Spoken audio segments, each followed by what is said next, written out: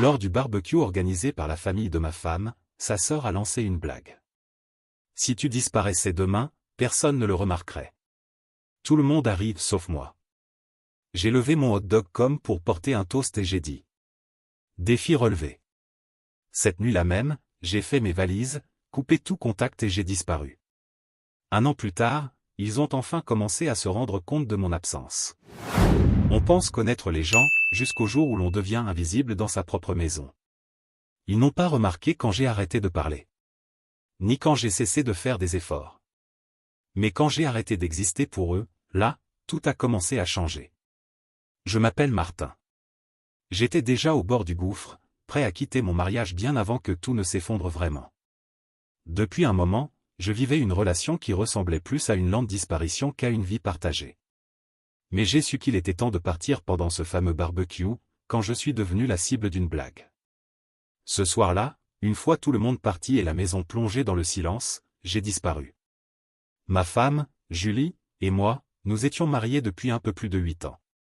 Au début, nous étions comme la plupart des couples mais avec un lien profond. Nous avions des projets. Nous ne voulions pas seulement une maison, nous voulions un foyer. C'était le rêve qui nous unissait. Et pendant un temps, nous l'avons poursuivi ensemble. Mais vers la 5e année, les choses ont commencé à changer. Ce n'était pas soudain et c'est peut-être pour ça que c'était si difficile à voir venir. Le tournant est arrivé quand on a commencé à essayer d'avoir des enfants. On le voulait tous les deux, vraiment. Mais quand les mois sont devenus des années sans résultat, on a commencé à consulter des cliniques de fertilité, à prendre des rendez-vous, à faire des injections, des examens, à suivre des protocoles. On a tout fait. Chaque mois apportait un nouvel espoir. Et chaque mois se terminait dans une déception silencieuse qui s'installait comme une fumée épaisse. Je voyais ce que ça faisait à Julie. Elle devenait plus silencieuse, plus distante. Au début, j'ai cru que c'était juste le stress. On souffrait tous les deux. Mais à un moment, elle a tout simplement cessé d'essayer. Pas seulement les traitements, mais avec moi aussi. Elle a abandonné le rêve. Je pense que, quand ça a été trop douloureux à porter, elle a tout laissé tomber. Et avec ça, elle a laissé tomber notre mariage. L'affection qui autrefois venait naturellement a disparu, laissant place à une froideur polie. On vivait toujours sous le même toit, on dormait dans le même lit, on mangeait à la même table. Mais j'avais l'impression de vivre avec une étrangère. Et le silence entre nous devenait chaque jour plus lourd. Ce qui faisait le plus mal, c'était qu'elle ne semblait même pas le remarquer ni s'en soucier. Elle s'était refermée émotionnellement. Je me répétais que l'amour, c'est continuer même quand l'autre a déjà abandonné.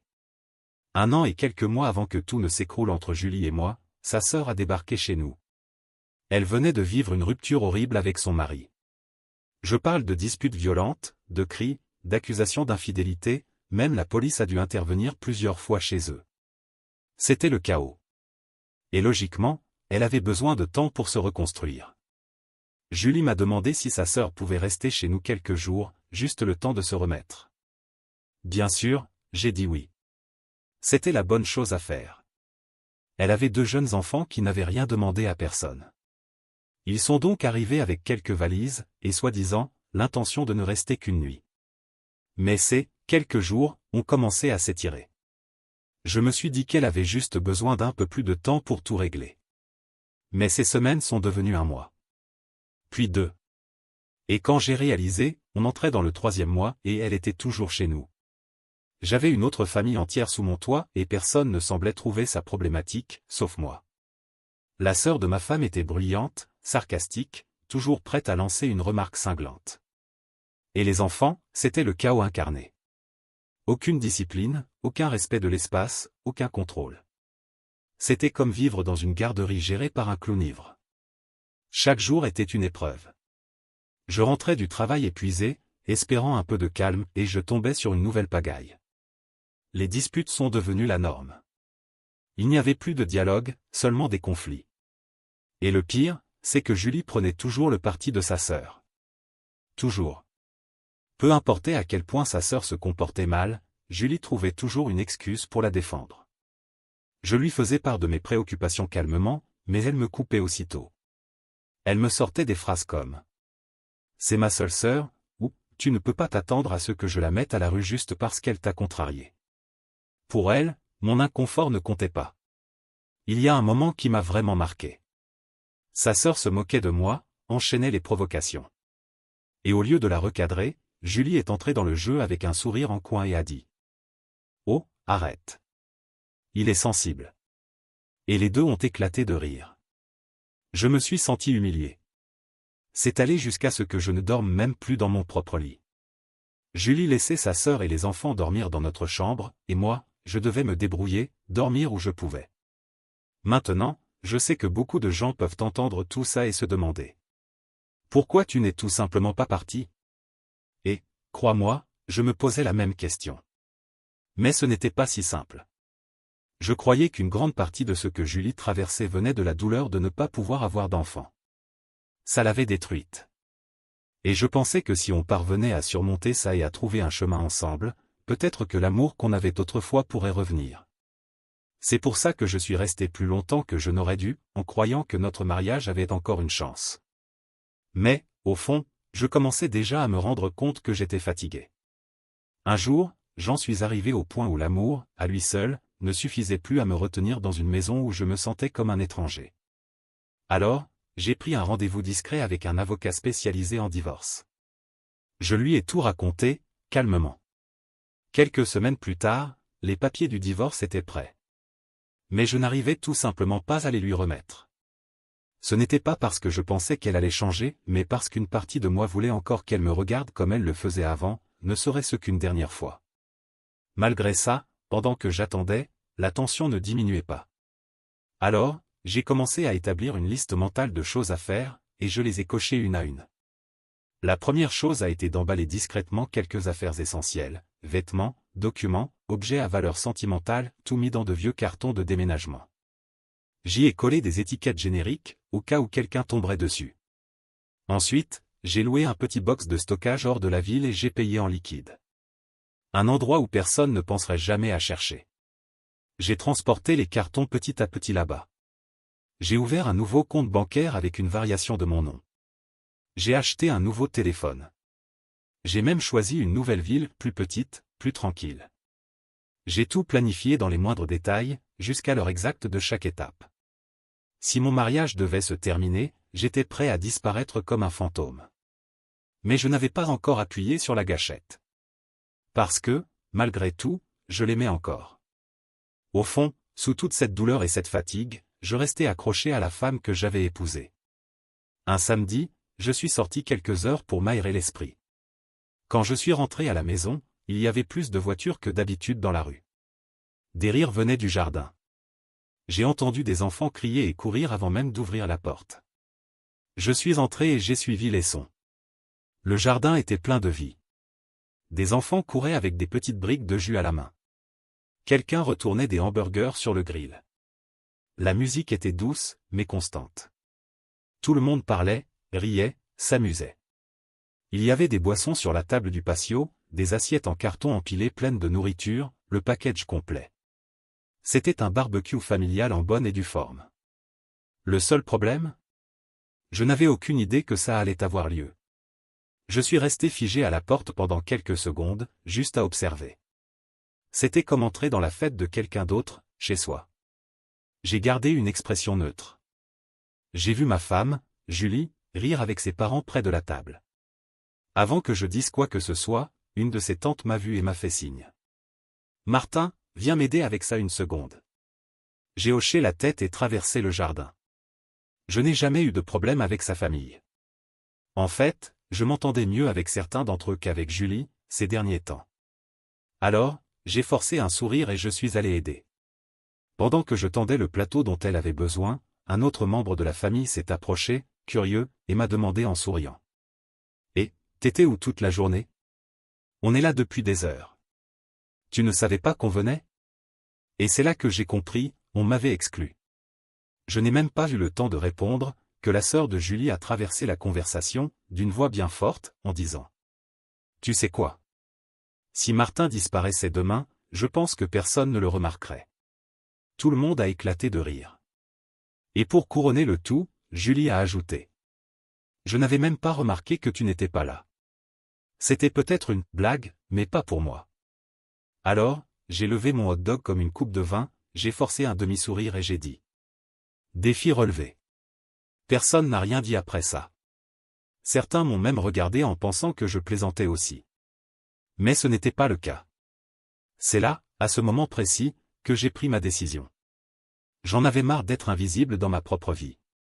Quand le barbecue s'est enfin terminé et que la plupart des invités étaient partis, la maison vibrait encore des restes de l'événement. Mais pour moi, c'était la fin. Je pensais déjà à quitter le mariage. Mais après ce qu'il m'avait dit ce jour-là, je n'allais pas attendre que les choses empirent. Je n'avais pas besoin de grand-chose, juste l'essentiel. Quelques vêtements, mon ordinateur portable, des documents importants et de l'argent, le tout dans un sac de voyage. Avant de franchir la porte, j'ai laissé une copie des papiers du divorce signés en plein centre du plan de travail de la cuisine, là où elle les verrait à coup sur le matin. J'y ai placé un post-it jaune, soigneusement positionné. Il disait. Tu as remarqué. Alors, je suis sorti, j'ai fermé la porte à clé derrière moi, je suis monté dans la voiture, et je suis parti. Cette même nuit, j'ai supprimé tous mes réseaux sociaux liés à mon nom. Instagram, Facebook, LinkedIn, tout effacé. Ensuite, j'ai ressorti mon vieux téléphone prépayé, changé la puce et jeté l'original dans une bouche d'égout d'une station-service à 2 villes de là. Je ne voulais pas être retrouvé. Ni par elle. Ni par personne. Je ne pouvais tout simplement plus continuer à me faire du mal comme je le faisais. J'ai roulé jusqu'à une cabane que j'avais repérée sur un site obscur de petites annonces, appartenant à un vieux monsieur à la retraite qui ne posait pas trop de questions. J'ai payé 3 mois d'avance en liquide. Elle se trouvait au milieu de la forêt, assez isolée pour donner l'impression que le monde l'avait oubliée, mais assez proche d'une petite ville pour acheter des provisions. J'ai commencé à vivre en travaillant en ligne, en freelance.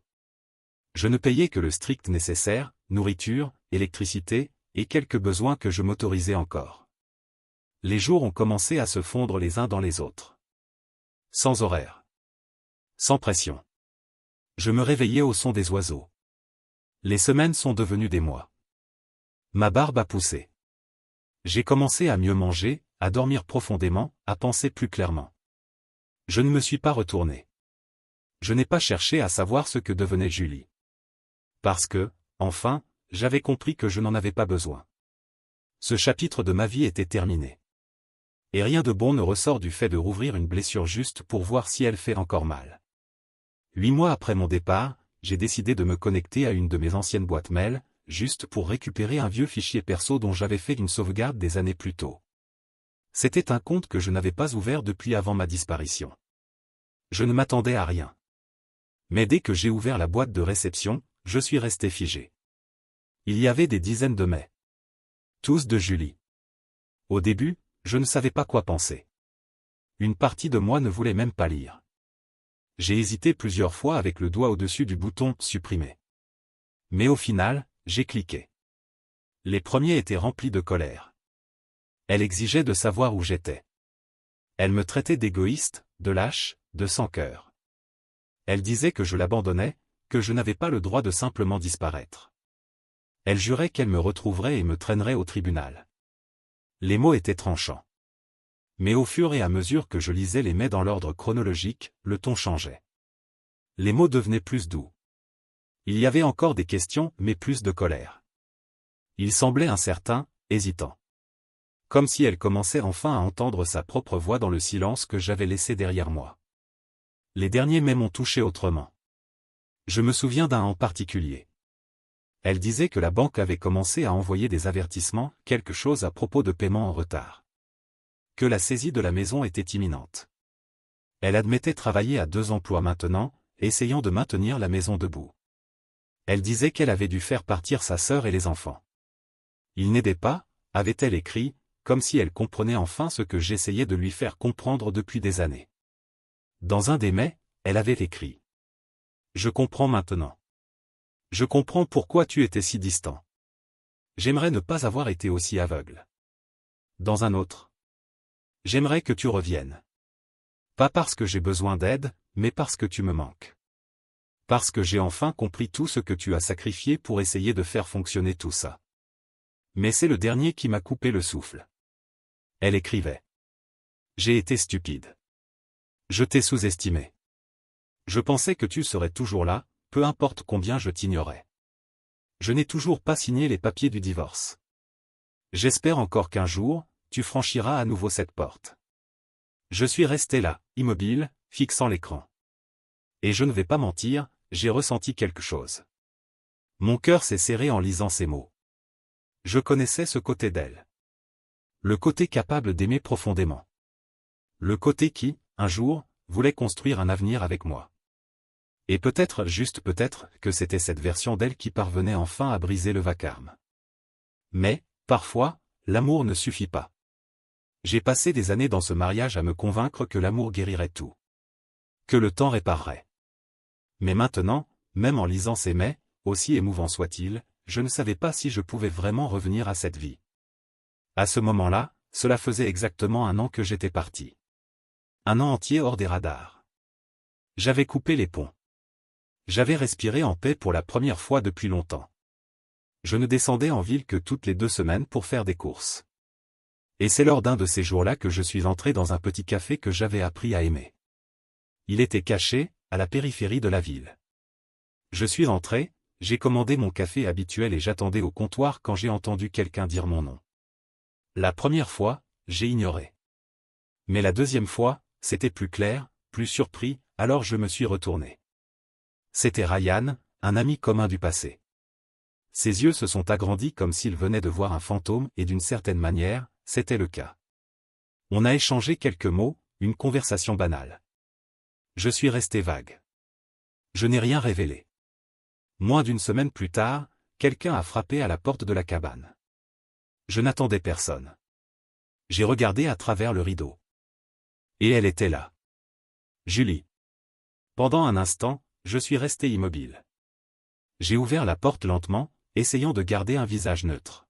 « Qu'est-ce que tu veux » ai-je demandé. Elle n'a pas répondu.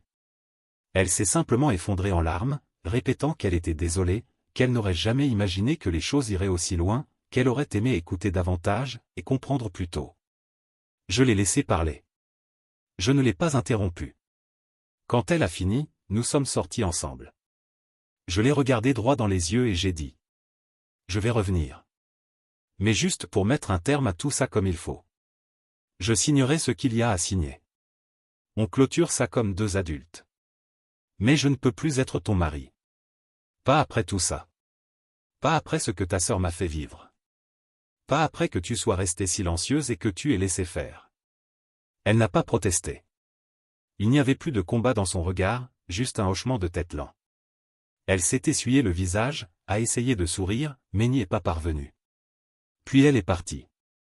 Après avoir réfléchi à tout ça, j'ai réalisé à quel point c'est étrange. Les gens ne commencent à voir la valeur de quelque chose ou de quelqu'un qu'une fois que c'est perdu.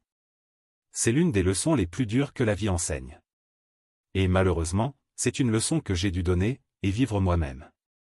Pendant des années, j'ai été piégé dans un mariage qui s'était déjà effondré de l'intérieur.